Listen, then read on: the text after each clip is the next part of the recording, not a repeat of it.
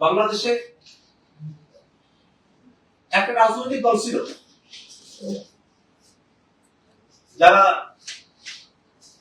সংখ্যালঘুদেরকে ব্যবহার করে ক্ষমতায় থেকে ফিসবাদ কায়েম করেছিল। তারা বলবার চেষ্টা করেছিল যে তাদের অনুপস্থিতিতে বাংলাদেশে যারা সংখ্যালঘু তারা বিপদগ্রস্ত হতে পারে। 5 আগস্টের পরের সময়টাতে ওই কথিত ফেসিবাদীরা পালিয়ে যাওয়ার পরে বাংলাদেশের আপামর জনতা তাদের এই মিথ্যা প্রপাগান্ডার জবাব দিতে পেরেছিলেন।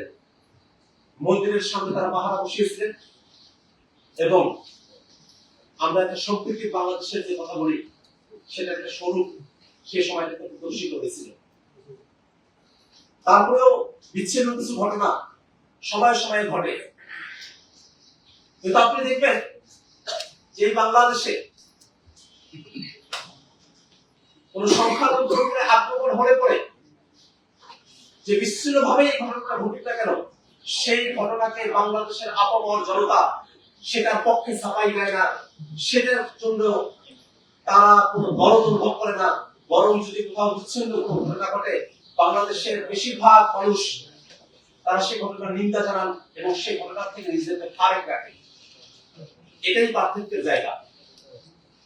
এই বাংলাদেশকে নানা সময়ে সাম্প্রদায়িক, মৌলবাদী, সংখ্যাগুরুর আধিপত্যবাদী এমন ধরনের একটা ভাবাবেগ তৈরি করে এই বাংলাদেশের ব্যাপারে গোটা বিশ্বে একটা নেতিবাচক ধারণা তৈরি করার চেষ্টা করা হয়েছে।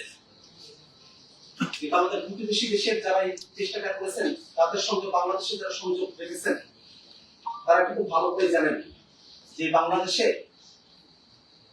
যদিও কখনো কোনো ঘটনা ঘটেও যায় সেটা এই বাংলাদেশের মানুষদের কাছে স্বীকৃতি লাভ করে না, বরং বাংলাদেশের মানুষরা তার বিরোধিতাই করেন।